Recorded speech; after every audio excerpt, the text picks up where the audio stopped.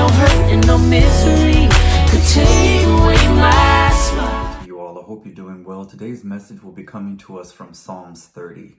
Here beginneth the reading of God's word. I will extol thee, O Lord, for thou hast lifted me up and hast not made my foes to rejoice over me.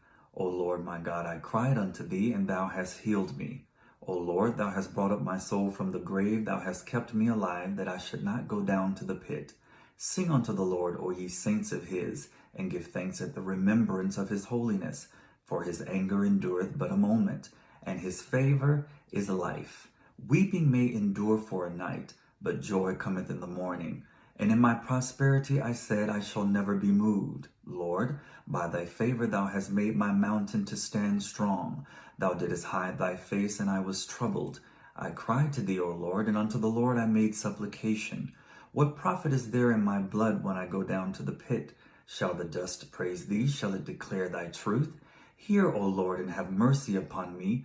Lord, be thou my helper. Thou hast turned for me my mourning into dancing. Thou hast put off my sackcloth and girded me with gladness, to the end that my glory may sing praise to thee and not be silent. O Lord, my God, I will give thanks unto thee forever.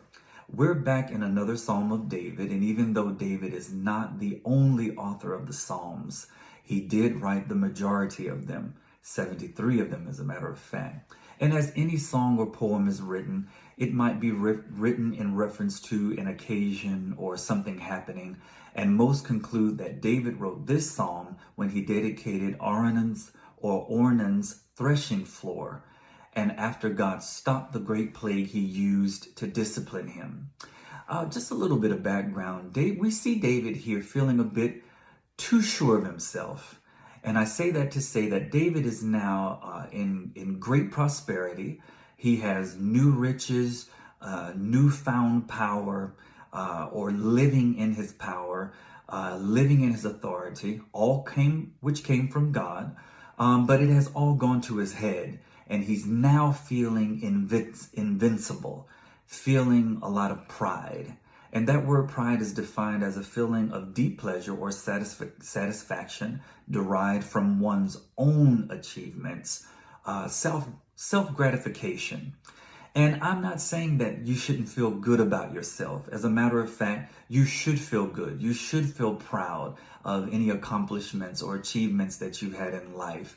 I believe that one of our major social issues, human issues, is that we have people who don't feel good, who just genuinely don't feel good in a general manner.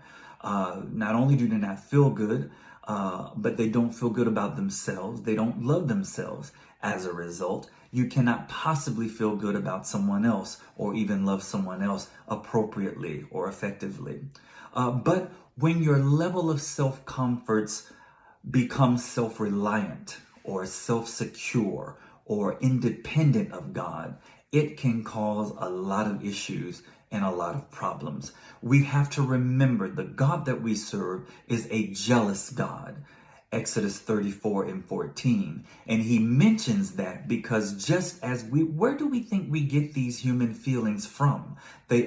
Everything is made and created by God. And what God is saying, I'm very jealous. Why? Because I've always been extremely fond of you, and I've always had plans for your life, plans that you would prosper. And when you do things that would cause the prosperity to become on hold, or do things to hold back the prosperous life that I've had planned for you, it frustrates him. And as a result of that, he can sometimes become angry.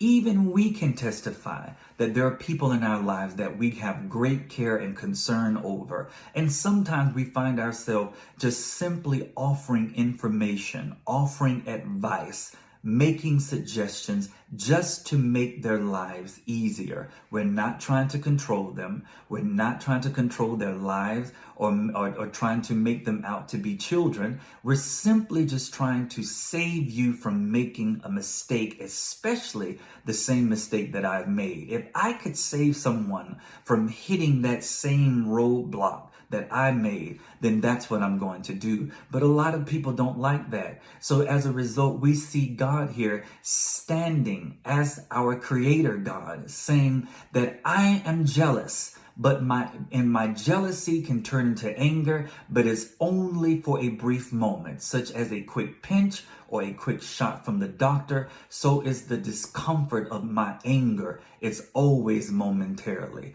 And we can even learn through God how to handle our own anger, or how to handle when we make someone angry with us. We can use these tools on how to handle the disappointment, the frustration, or being mad, which are all synonyms of simply being offended. When we feel those things, it simply means that something or someone has been offended or is being offensive. And like how God tries to express, when you find yourself in that situation, because that's all sin is basically saying that I have offended. And when God finds us in that particular state, what he is saying is, you have offended me, and I feel our relationship is too important, too valuable to not say anything or to pretend like I'm not bothered. So what can I do to help you, or what can I do to help us get through this so that our relationship can be in good standings and things can be back on track? Wouldn't it be great if most relationships today would take on or adopt this same type of method? Most relationships are unhealthy simply because someone refuses to take responsibility, refuses to take ownership or acknowledge when something is going wrong, and then take the necessary or proper actions to make it right. One of the most dangerous persons you'll ever meet in your lifetime is a person who cannot and will not admit that they are wrong. Romans 3:23 makes it very easy for us to acknowledge or to admit when we're wrong, when we make mistakes, because we're all in the same boat. All have sinned and come short of the glory of God. And if we all offend God in some way, or in some ways, or in doing some things, then how much more will we offend one another? We sin. It's easy to sin. I'm not giving condoning sin, but I'm just letting you know that it is extremely easy to sin. Why? Because we can sin in 3 dimensions: thoughts, words, and deeds. So you don't even have to do anything yet. Just have a thought, and that still is a sin. So all of us need assistance. All of us need help in pulling the necessary effective tools to help us to live a productive life, to help us to be perfect. Not in that we can dot every I or cross every T. That's not perfection. Perfection biblically simply means that I am mature enough that when I make a mistake, I know how to turn. I know how to make a 180, not a 360, which means that I'm going back to the same ways, doing the same things, making the same mistakes, but that I have the ability to become mature enough to do a 180 and adopt different things that will cause me to be effective positively in my life and also affect others productively around me. And when we understand the bigger picture, and when we realize that there are no big I's or little U's, but that all of us are in the same boat, all of us are prone to making mistakes, all of us are prone to sin, then that's when we can become a little more forgiving, a little more merciful, a little more kind, a little more patient, a little more expressive, allowing those people to see God in you, so that when it becomes our turn, we can see God in somebody else. Isn't it wonderful to know that I can extend a kindness to somebody? I can be merciful to someone else, hoping that even if I don't obtain mercy through that person, that God will send mercy my way when it's my turn. I'm going to make mistakes. I'm prone to make mistakes, but I need help when I get there. So the whole backstory is that God used this plague simply to get David's attention, to get the attention of God's people. Sometime God allowed allowed things to happen. And as a result of David's pride and bad decisions, as a result of him not listening to advice or instructions, whether it be from God or from other people, our mistakes, his mistakes, can be extremely costly. And it gets to a point where it brings us to a place where our backs are up against the wall, where our hands are empty, and now we have run out of resources. We have exhausted our own resources, and the only place we can now turn is the place we should have turned to in the beginning, and that is to our God, to make the attempt to make things right. God, I need your help. And sometimes it's very sticky, because when you find yourself in a situation where you've done wrong, where you've made mistakes, it's not always very easy to admit to those mistakes. It's not that we can't do it. It's just sometimes not very easy, especially when people make it hard to do so. But God never makes it hard. He has an open door policy. He always has open arms, open-minded, open perspective, always has an invitation for his people, whether we're coming with mistakes, whether we're coming with frustrations, whether we're coming with problems. That's why I like the Psalms, because the Psalms were written with, and some of those people were frustrated. Some of those people had complicated situations, had circumstances that were extremely difficult, but they praised God. They found time to sing in adoration and honor and give God glory and praise, simply because they knew where their help from. Shall I look unto the hills from which cometh my help?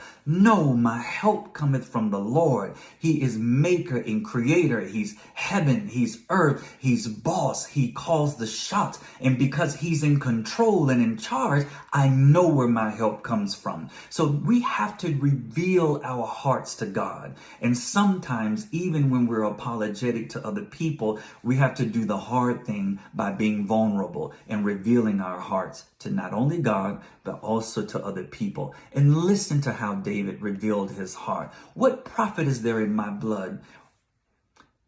What profit is there in my blood when I go down to the pit? Some people would rather remain in their secret place, or basically in their hiding place, simply because they don't want to admit that they've offended or have been offensive or have done something wrong. But what David is saying is, what profit is there to continue in pride when I know I've made mistakes? I just need to take ownership. And once I extend the invitation and ask God to help me, hear me, O Lord, and have mercy upon me. Lord, be thou my helper. Now we have extended the invitation for God to assist us through this mistake, through this mishap. And as a result, God is going to always come through us. Not sometimes, but every time. And as a result, now here's the turning point. Thou hast turned for me my mourning into dancing. Thou hast put off my sackcloth. That sackcloth is the image of despair or depression or guilt or sorrow or pain or just humiliation. Sometimes we make mistakes and it's a humiliating situation. And what God is saying, I got the goods to turn your humiliating experience into exaltation. I know what it means to be down, and I'm going to lift up your head now. I'm going to gird you with gladness. I'm going to replace all of that ugliness, all of those ugly, bad feelings, those things that are not going to get you anywhere, those things that are not going to cause you to be productive. And now I'm going to give you gladness. And once you become glad, once you become secure, even with not necessarily things that are going on around you, but just with the things that are within you. Because sometimes, remember, we have to acknowledge that we don't have control over the storms in our lives, but what we do have control over is ourselves. We don't have control over circumstances or situations. We're all prone to things happening, bad things happening, good things happening. But what we do have control over is when a bad thing comes into my life and I find myself in a bad situation, that I am secure and that I am grounded in God. And with that, I can remember the gladness that was bestowed upon me. I can remember the peace. I can remember the joy that was bestowed upon me. And as a result, it will sustain me throughout my lifetime. I can again end like David ended, to the end that my glory may sing praise unto thee and not be silent. O Lord, my God,